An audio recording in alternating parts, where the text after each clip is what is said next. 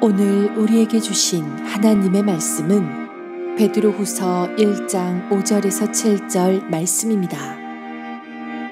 그러므로 너희가 더욱 힘써 너희 믿음의 덕을, 덕의 지식을, 지식의 절제를, 절제의 인내를, 인내의 경건을, 경건의 형제 우애를, 형제 우애의 사랑을 더하라. 아멘. 오랜만에 올해의 표어인 신의 성품에 참여하라 라는 말씀을 전하게 되었습니다. 지금까지 내용을 좀 잠깐 우리가 좀 복습해 보자면, 하나님은 오늘 저와 여러분들이 신의 성품에 참여하기를 원하시는 줄 믿습니다. 다른 말로 하면 우리가 예수님 닮기를 원하시는 거예요. 그럼 예수님이 무엇을 닮아야 되느냐? 예수님의 성품을 닮아야 된다는 겁니다. 어떤 성품을 닮습니까? 오늘 본문에 보니까 베드로는 8가지의 예수님의 성품을 닮아라 라고 이야기를 하고 있어요. 자, 먼저 어떤 성품이냐? 믿음에 대한 이야기를 합니다. 믿음. 여러분, 믿음이 있어야 우리가 구원받게 되는 줄 믿습니다. 믿음이 있어야 은혜도 받고, 믿음이 있어야 하늘의 축복도 우리가 경험할 수 있어요. 그러니 믿음이 얼마나 귀한 것입니까? 그런데 믿음이면 다 되느냐? 그렇지 않다는 거예요. 그 믿음 위에 덕을 쌓아야 된다는 겁니다. 여러분, 아무리 믿음이 좋아도, 아무리 신앙이 좋은 것 같아도 그의 언어가, 그의 행실이 덕스럽지 못하면 오히려 그 좋은 믿음이 칭찬받기보다는 욕을 먹는 경우들도 있어요. 자, 그렇다면 덕이면 다 되느냐? 그렇지 않대요. 그 위에 지식의 단계로 나아가야 된다는 겁니다. 다른 말로 하면 우리가 하나님을 아는 지식이 우리에게 있어야 된대요. 근데 머리로만 아는 지식이 아니라 우리 삶에서 직접 하나님을 경험해야 된다는 겁니다. 하나님의 능력도 경험하고 하나님의 은혜도 경험하고 체험적으로 하나님을 경험해야 되는 거예요. 자, 그 뒤에 베드로가 이제 4번째 예수님의 성품에 대한 이야기를 하고 있어요. 그 지식 위에 무엇을 쌓으라고 하느냐? 이제는 절제를 더하라는 얘기입니다. 오늘은 이 절제에 대한 말씀을 여러분과 함께 나눠보려고 합니다. 여러분, 아마 여러분도 잘 알고 계시는 이야기일 겁니다. 1972년 심리학자 월터 미셸은 이 스탠퍼드 대학교의 그 유치원생들을 대상으로 한 가지 흥미로운 실험을 했습니다. 아이들을 조용한 방에다가 앉혀놓고 선생님께서 그 책상 위에 마시멜로를 올려놨어요. 그리고 이렇게 말을 합니다. 얘들아, 선생님이 잠깐 나갔다 올 텐데 그때까지 너희들이 이 마시멜로를 먹지 않고 기다리고 있으면 선생님이 돌아온 뒤에 이 기다린 친구에게는 1개의 마시멜로를 더 줄 거예요. 그러니까 그 친구들은, 기다린 친구들은 2개를 먹을 수 있겠지요? 라고 이야기를 하고 선생님 잠깐 밖으로 나갔어요. 선생님 나가자마자요, 아이들의 반응이 다양했습니다. 어떤 아이들은 선생님이 나간과 동시에 집어가지고 먹는 아이들이 있어요. 바로 먹는 아이들. 그리고 어떤 아이는 자신의 눈을 이렇게 가려요.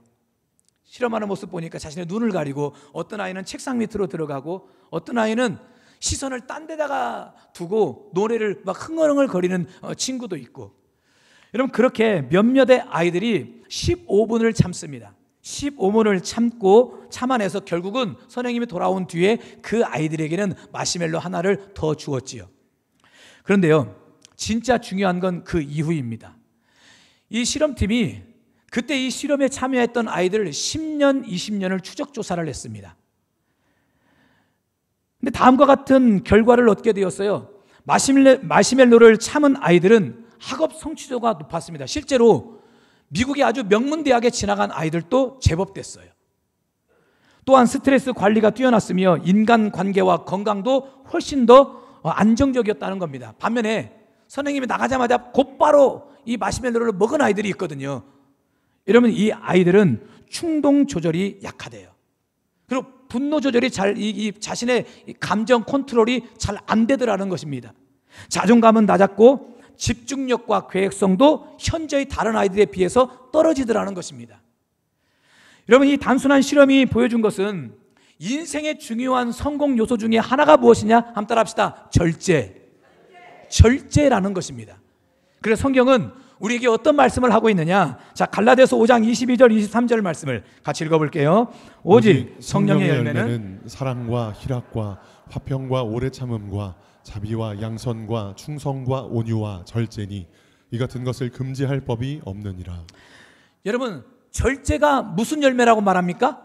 성령의 열매라고 말하고 있어요. 다시 말하면 성령의 사람은, 하나님의 사람은 반드시 삶 속에서 절제라는 열매를 맺어야 된다는 것입니다. 그러면 베드로는 오늘 본문에서 왜 이 절제라는 것을 지식 다음에 이야기를 했을까요? 뭐 절제를 처음에 이야기할 수도 있고 아니면 가장 마지막에 이야기할 수도 있는데 왜 지식 다음에 절제를 더하라고 이야기를 했을까요? 모든 사람이 다 그런 것은 아닙니다. 그러나 일반적으로 여러분 지식이 충만한 사람들, 여러분 지식을 가진 사람들이 교만하기가 참 쉬워요. 자신이 최고 잘난 줄 알거든요. 그래서 다른 사람을 좀 우습게 여기는 경향들이 있을 때가 많아요.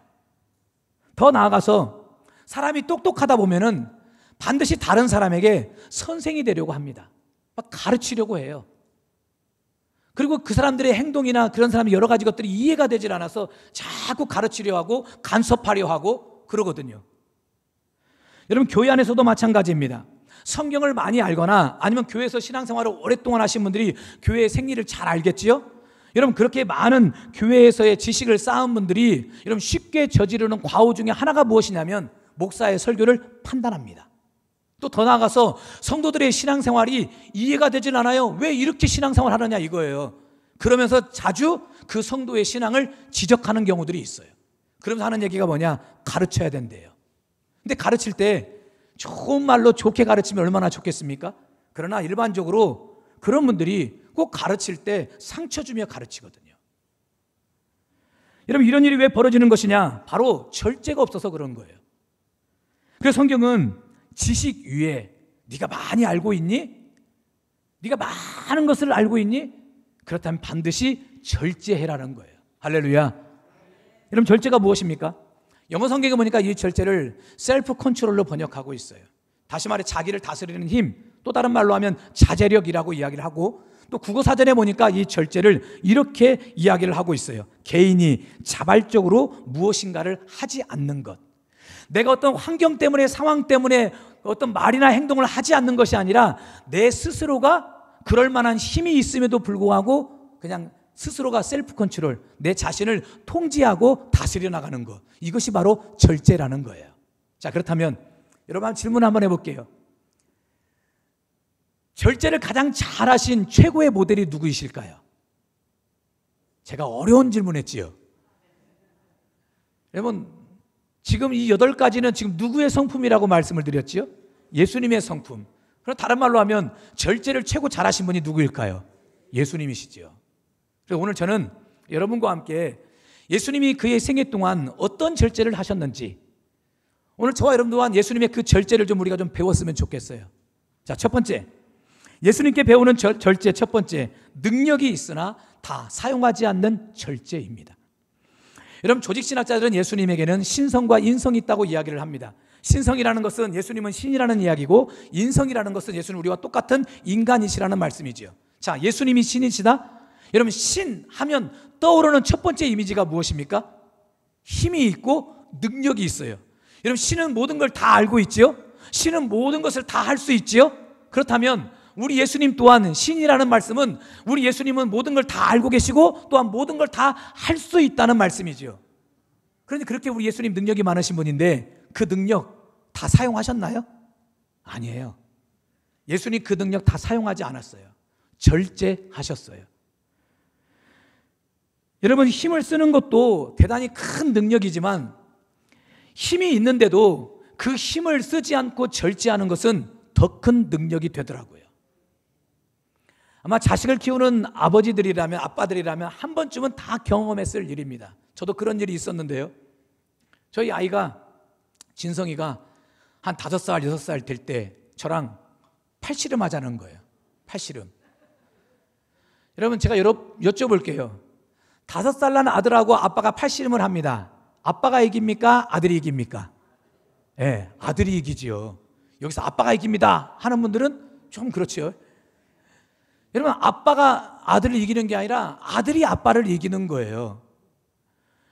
여러분 그런데 만약에 반대, 사실 그냥 따지고 보면 진짜 객관적으로 보면 아빠가 아들을 이길 수 있습니까? 없습니까?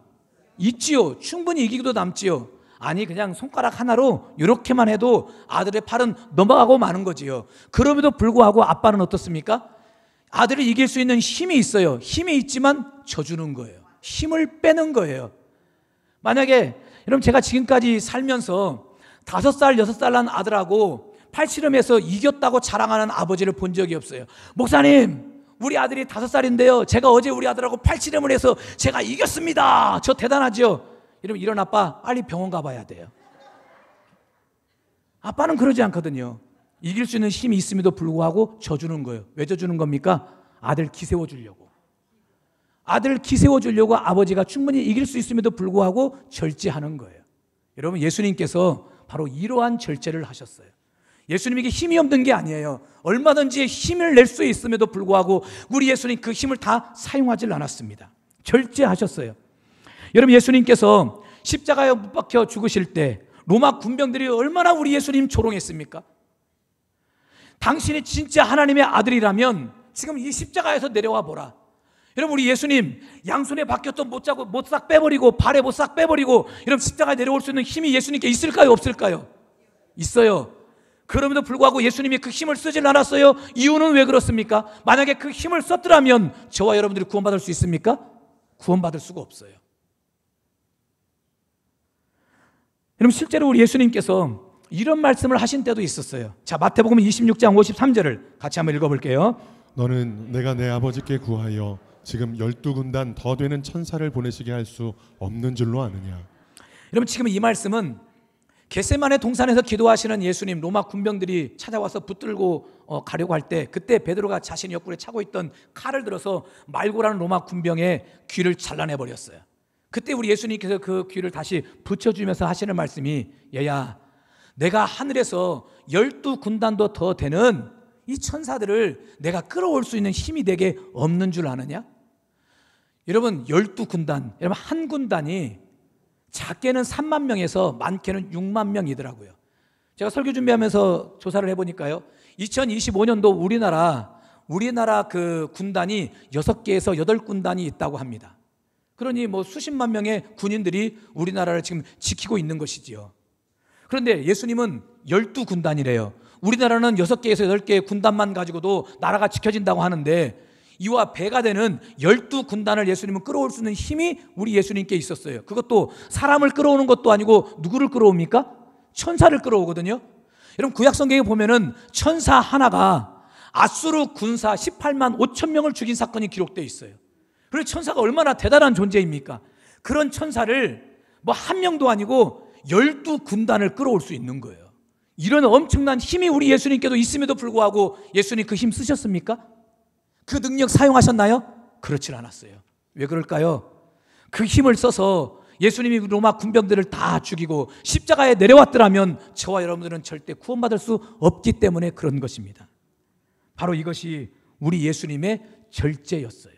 그리고 오늘 우리들이 이런 절제를 본받아야 된다는 거예요. 여러분 가정에서도 마찬가지예요. 부부끼리 너무 서로 이기려고 하지 마십시오. 그러다 보면은 꼭 다투게 되더라고요. 제가 결혼을 해서 얼마 안 됐을 때 저를 만나시는 분들이 저에게 꼭 하시는 얘기가 뭐였냐면 그때 이제 전도사였으니까 전도사님 와이프는 초장에 잡아야 됩니다. 나는 그래서 와이프가 회인 줄 알았어요. 초장에 잡으라 그래가지고 어떻게 초장에다가 와이프를 이런 걸 일명 아재 개그라고 하지요. 참 웃어주시는 여러분들이 진짜 복 있는 분들입니다. 딴 데서 이런 얘기 했다가는 돌 맞아 죽습니다. 초장에 잡으래요. 그래서 저는 이게 진리인 줄 알았어요. 그 초장에 못 잡으면 평생 끌려다닌다 그래가지고 그래서 초장에 잡겠다고 제가 권위를 부리고 저에게 힘을 썼지요. 힘을 썼는데 여러분 이 신혼 때부터 하여간 뒤지게 싸웠어요. 엄청 싸웠어요. 나만 초장에 잡으려고 했던 것이 아니라 아내도 초장에 잡으려고 아니 두 초장이 서로 만나가지고 서로 네가 이기나 내가 이기네 하다가 보니까 서로 맨날 뒤지게 싸우고 서로 속상하고 여러분 결혼 생활에 절대 유익이 되질 않더라고요. 지금은 살면서 보니까요 지는 것이 이기는 것이더라고요. 여러분 힘이 있지만 그 힘을 쓰지 않고 절제하고 아내에게 남편에게 양보해 주는 거예요. 여러분 자녀와의 관계에서도 마찬가지예요. 사실 능력으로만 따지고 보자면 여러분 부모가 자식보다 더 힘이 있지요. 능력이 있지요. 그럼에도 불구하고 부모는 그 힘을 다 씁니까? 안 써요. 여러분 애들에게 할 말 많지요. 하고 싶은 말 많지만 그 힘을 다 씁니까? 그렇지 않아요. 만약에 부모의 힘을 다 써버린다면 우리 아이들 어디에서 희망 둘 것이 없고 소망 둘 것이 없는 거예요. 여러분 교회 안에서도 마찬가지입니다. 교회 용어 중에 보면 중직자라는 용어가 있죠. 중직자. 중직자가 누구입니까? 장로, 권사, 안수집사, 또 이제 각 기관의 기관장들, 또 임원들, 교회에서 여러 가지 귀한 사명을 감당하시는 분들이 다 중직자라고 우리는 이야기를 하죠. 여러분 내가 교회에서 중직자가 되었다. 이게 무슨 말씀인 줄 아세요? 최소한 이 교회에서만큼은 내게 힘이 있다는 얘기거든요. 근데 만약에 중직자가 내게 있는 그 힘이 있다 그래서 그 힘을 다 써버리십시오. 다 써본다고 생각해 보세요. 그러면 교회가 어떻게 되겠습니까? 내가 중직자로서 힘이 있지만 그 힘을 쓰질 않는 거예요.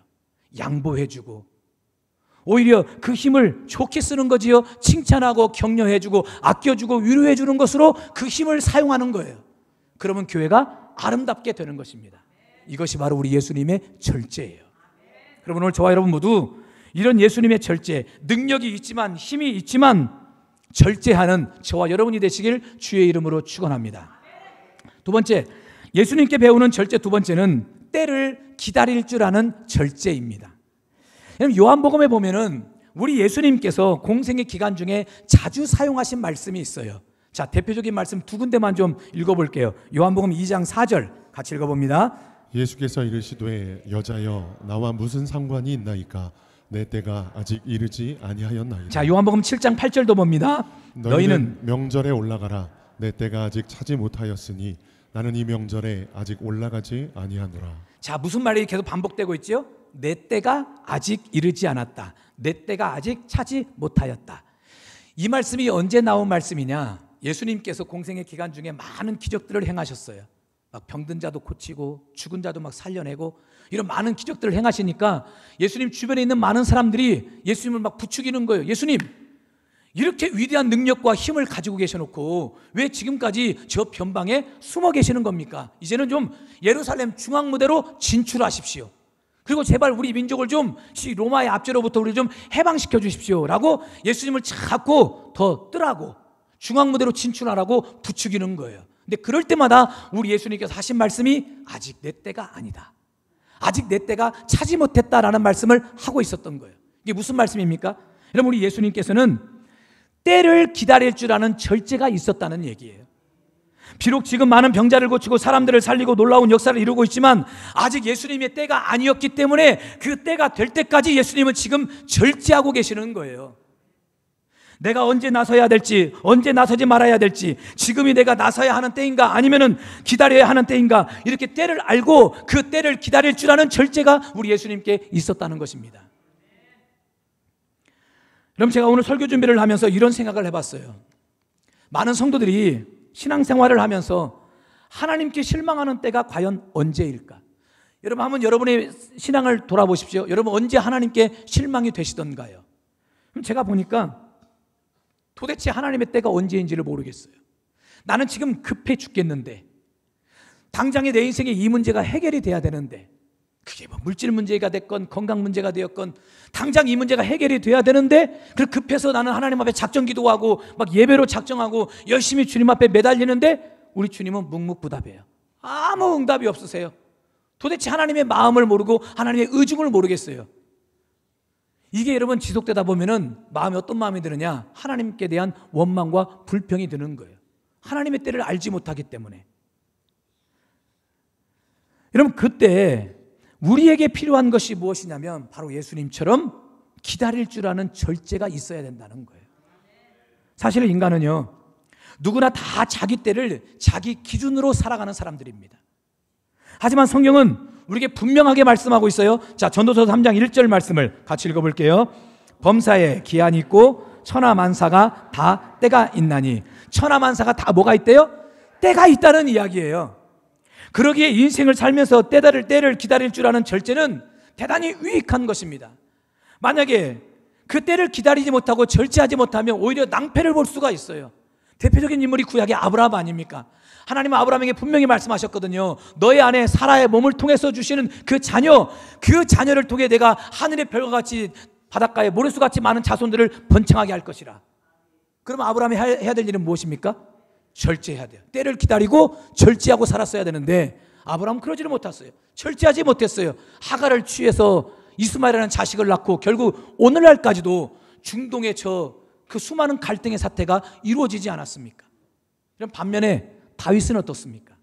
사울왕이 다윗을 죽이려고 해요. 어쩔 수 없이 광야 도망자의 삶을 살았지요. 이런 성경을 보면 자그마치 10년 넘게 도망자의 삶을 살아요. 이런 말이 10년이지 10년 넘도록 도망자의 삶을 사는 다윗의 삶이 얼마나 고달프고 피곤했겠습니까?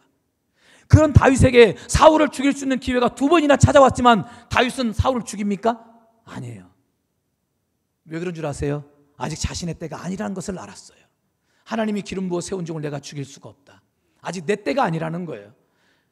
아직 하나님의 때가 아직 찾아오질 않았다는 거예요. 그리고 그는 절제하며, 여러분 다윗이라고 왜 사람인데 이 당장 사울을 죽이고 싶지 않겠습니까? 그럼에도 불구하고 절제하는 것입니다. 참는 것이었어요. 결국 하나님의 때가 되었을 때 다윗이 이스라엘의 얼마나 위대한 왕이 됩니까? 여러분, 그러므로 오늘 저와 여러분들에게 필요한 것이 무엇입니까?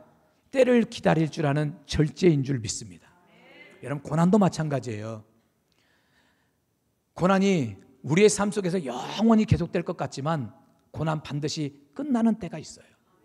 반드시 끝나는 때가 있어요. 우리 인생의 어려움 반드시 끝나는 때가 있습니다.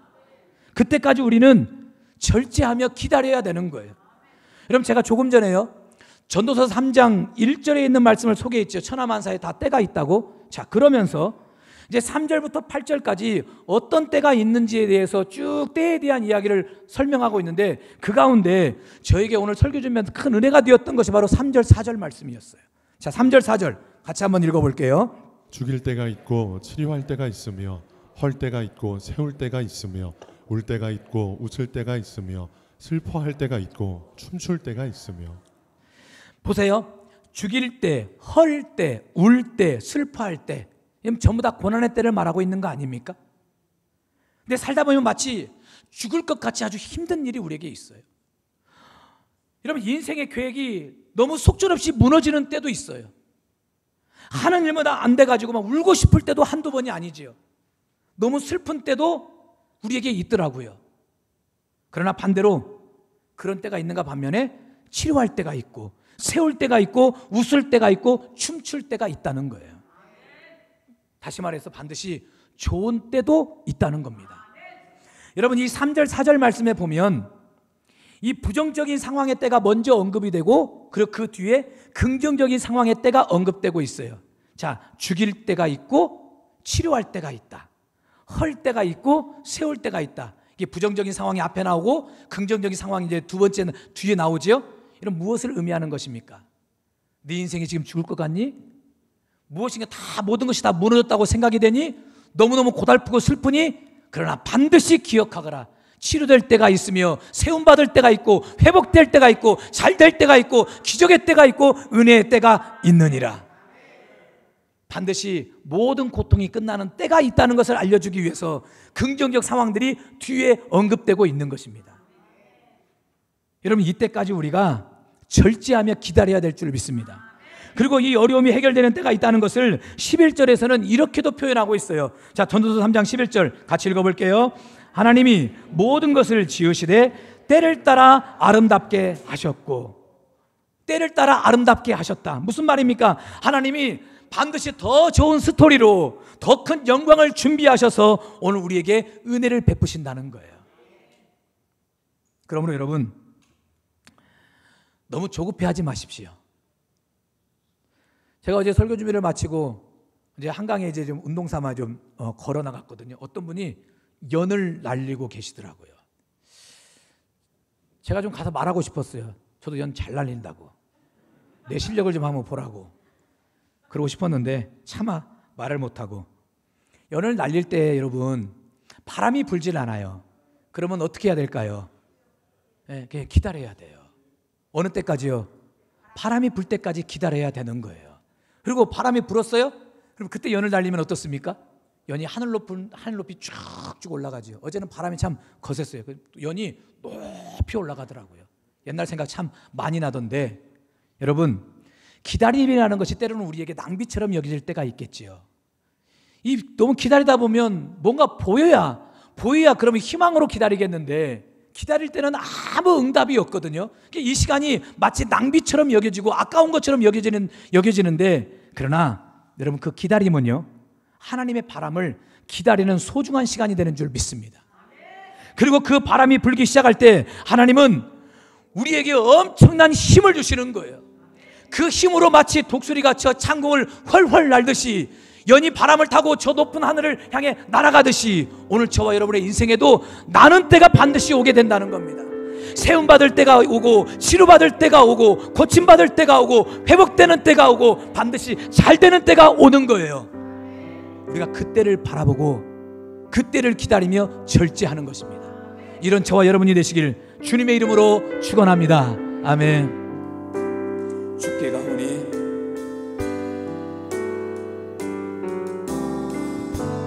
주께 가오니 날 새롭게 하시고 주의 은혜를 부어주소서.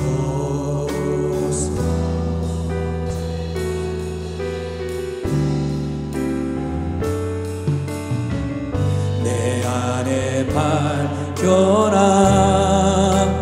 나의 연약함 모두 벗어지리라. 주의 사랑으로, 주 사랑 나를 붙드시고, 주 사랑 나를 붙드시고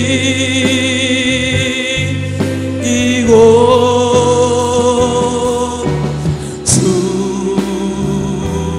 곁에 날 이끄소서.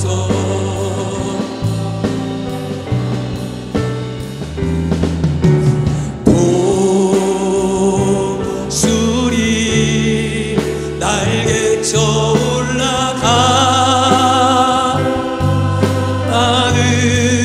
나 주님과 함께 일어나 버리리. 주의 사랑, 우리 다시 온 마음으로 고백합니다.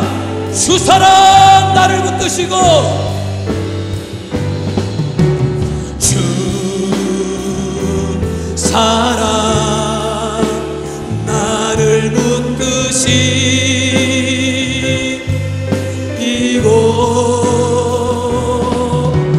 주 곁에 날 이끄소서.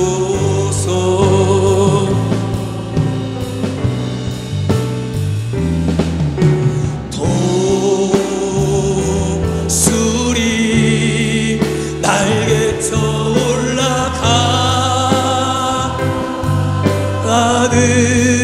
나 주님과 함께 일어나 걸으리. 주의 사랑 안에 나 주님과 함께 일어나 걸으리. 주의 사랑 안에.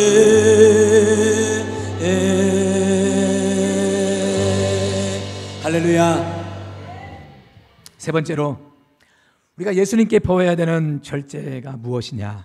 말을 아낄 줄 아는 절제입니다. 이사야 53장에 보면 예수님께서 말을 아낄 줄 아는 절제를 가지고 계셨음을 우리가 알 수 있어요. 이사야 53장 7절 같이 한번 읽어볼게요. 그가 곤욕을 당하여 괴로울 때에도 그의 입을 열지 아니하였으며 마치 도수장으로 끌려가는 어린 양과 털 깎는 자 앞에서 잠잠한 양같이 그의 입을 열지 아니하였도다. 여러분 지금 이 말씀은 십자가를 지고 골고다 언덕으로 올라가시는 우리 예수님의 그 모습을 묘사한 예언의 말씀입니다. 반복된 표현이 무엇이죠? 그의 입을 열지 않았다. 여러분 예수님이 십자가를 지고 가는 동안 얼마나 하고 싶은 말이 많았을까요? 그럼 자신을 배신했던 그 제자들을 향해서 예수님 할 말 많지요. 여러분 숱한 기적을 경험했던 그 수많은 군중들, 예수님을 통해 얼마나 많은 기적들을 경험했습니까? 그런데 그 많은 그 기적을 경험했던 그 군중들이 예수님을 십자가에 못 박으라고 외쳤던 그들을 향해서 우리 예수님 할 말이 없겠습니까? 얼마나 하고 싶은 말이 많았겠어요. 특히나 지금 예수님을 조롱하고 때리고 십자가에 못 박는 로마 군병들을 향해서, 여러분 제가 예수님하고 이제 비교하는 것은 아니지만 저 같았으면 야 로마 군병 너 하여간 조금 있다 내가 부활하고 보자. 내가 부활하고 내가 너 1번으로 찾아간다. 나 첫 번째 못질하는 놈 너 1번이야. 여러분 이런 말씀 우리 예수님 얼마든지 하고 싶은 말 마음 왜 없었겠습니까? 그럼에도 불구하고 우리 예수님 단 한마디도 말하지 않았어요. 그 입을 열지 않았어요. 여러분 이 얼마나 놀라운 극할의 절제력입니까? 여러분 우리는 예수님의 이러한 모습을 본받아야 될 줄 믿습니다. 여러분 가만 보면 인생을 살면서요 어디에서 문제가 생기느냐, 여러분 말하지 않아서 문제가 생기는 것이 아니라 너무 많은 말을 하기 때문에 문제가 생기는 것이 훨씬 더 많더라고요. 여러분 교회도 그렇습니다. 여러분 최병당 목사님이 쓰신 신의 성품이란 책에 보니까 이런 문구가 있습니다. 교회 안에는 몸으로 봉사하고 입으로 반납하는 성도가 있다. 여러분 몸이 부서져라 열심히 교회 안에서 충성하고 봉사하고 일을 해요. 그러나 봉사하는 내내 입으로 불평하고 원망해버리는 거예요. 여러분 이런 성도가요, 여러분 몸으로 교회 안에서 몸으로 봉사하고 입으로 반납해버리는 성도라는 거예요. 여러분 열심히 이렇게 충성하고 봉사하는데 입으로 싹 다 원망하고 불평하고 해서 싹 다 은혜를 까먹으면 마음에 기쁨이 있습니까? 행복이 있습니까? 그런 성도 우리 예수님이 칭찬하실까요? 그렇지 않죠. 왜 그러냐? 바로 몸으로 봉사하고 입으로 반납해서 그런 거예요. 제가 확신반 성경 공부를 할 때 2강 주제가 뭐냐면 상급이란 주제거든요. 이 상급에 대한 말씀을 할 때 우리 공부하시는 분들에게 꼭 제가 빠지지 않고 하는 얘기가 있습니다. 언제가 우리가 열심히 주를 위해 충성하고 헌신한 모든 것들이 하늘의 상급으로 차곡차곡 쌓일 텐데 그 상급을 하늘나라에서 받겠지요. 또 이 땅에서도 하나님이 우리에게 본보기로 이 땅에서도 주를 위해 충성하는 자들에게 복을 주시는 상급을 우리에게 반드시 주시거든요. 근데 그러나 그 상급을 잃어버리는 경우가 있어요. 잃는 경우가 있어요. 어떤 경우냐? 첫째, 자기가 모든 영광을 받아버리는 경우예요. 내가 모든 영광 다 받아요. 예수님께 돌아갈 영광조차도 내가 영광을 다 받아버리는 거예요. 이 상급이 없어요. 또 반면에 열심히 주를 위해 충성하고 헌신했는데 매사에 원망과 불평으로 하면은 이 또한 상급을 다 잃어버리고 마는 거예요. 그런데 여러분 이런 일이 교회 안에서만 있느냐고요. 여기 가정생활이나 아니면 일반 그 사회생활 속에는 이런 일이 없습니까? 남편이 열심히 설거지 해줬어요. 열심히 설거지 해주고 아내에게 칭찬은 고사하고 욕을 먹었어요. 이유가 왜 그런 줄 아십니까? 원망하고 불평하면서 했거든요. 지금 저라고 지금 얘기를 못 하겠어요. 여러분 부모가 자녀에게 용돈을 주면서도 이 고맙다는 말을 듣지 못하는 경우가 있어요. 왜 그러느냐? 부모님들이 꼭 용돈을 주면서 잔소리를 하거든요. 꼭 용돈을 주면서 잔소리하고 학원비를 대주면서 꼭 잔소리를 하거든요. 여러분 그러면 아이들의 마음속에 이 고맙긴 한데 이 고마운 마음이 이 반납이 되고 사라지고 마는 거예요. 여러분 그러므로 오늘 우리에게 필요한 절제가 무엇입니까? 말을 아끼는 절제인 줄 믿습니다. 말을 절제하는 거예요. 여러분 내 입이라고 무조건 말해도 된다고 생각하면 큰 착각입니다. 왜냐? 하나님께서 우리가 말하는 걸 다 듣고 계세요. 그리고 반드시 내가 한 말에 대해서 하나님이 언젠가 판단하실 때가 있어요. 여러분 혹시 성도의 입은 손과 발에 있다는 말씀을 혹시 들어보신 적 있는지 모르겠습니다. 성도의 입은 어디에 있다? 손과 발에 있다. 그러면 하나님이 기뻐하시는 성도는 입으로 말하는 성도가 아니라 내가 하고 싶은 말을 손으로 하고 발로 하는 성도라는 이야기입니다. 내가 주님 사랑해야지, 내가 교회 사랑해야지, 내가 우리 목사님 사랑해야지, 내가 우리 장로님들 사랑해야지, 내가 우리 성도들 사랑해야지. 이게 입으로만 이게 사랑한다고 말을 하는 것이 아니라, 여러분 그 말을 무엇으로 표현하느냐? 손으로 표현하는 거예요. 발로 표현하는 것입니다. 여러분 교회 사랑해야지 라고 말했으면 교회 안에 이곳저곳에 가서 손으로 봉사하는 거예요. 내가 주님 사랑해야지 라고 말했으면 내 발을 향해서, 믿지 않는 저 영혼들을 향해서 열심히 복음을 전하는 것입니다. 이것이 바로 우리의 입을 손과 발로 하는 거예요. 여러분 그런 교회가 아름답게 되는 줄 믿습니다. 오늘 우리 모든 성도들은 입으로 말하는 성도가 아니라 손과 발로 말하는 성도가 되시길 주의 이름으로 축원합니다. 왜 우리라고 할 말 없겠습니까? 하고 싶은 말 참 많이 있지요. 그럼에도 불구하고 극한의 절제를 갖는 거예요. 자, 그렇다면 결론적으로 왜 우리가 절제하며 살아야 될까요? 하나님께서 절제한 모든 삶을 반드시 보상해 주시기 때문에 그렇습니다. 이런 바울이 3층천의 세계를 보고 왔거든요. 다른 말로 하면 바울은 천국을 보고 온 사람이에요. 천국에 가서 많은 것을 봤는데 그 가운데 바울이 보았던 것이 무엇이냐면 자기가 하나님 나라 가서 받을 상을 바울이 보았어요. 근데 자기가 받을 상이 실로 어마어마한 거예요. 엄청난 거예요.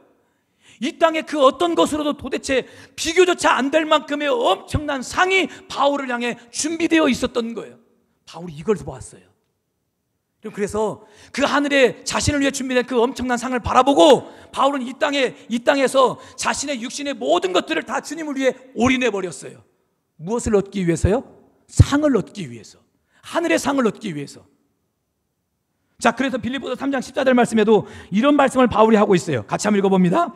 표대를 향하여 그리스도 예수 안에서 하나님이 위에서 부르신 부름의 상을 위하여 달려가노라. 부름의 상을 위하여 뭐 한다고요? 달려간다고 했어요. 걸어가는 것도 아니에요. 기어가는 것도 아니라 달려간다고 했어요. 이게 바울의 인생이었어요. 바울은 모든 걸 하나님 앞에 올인해버렸어요. 복음을 전하는 것에 올인했어요. 교회를 세우는 것에 올인했어요.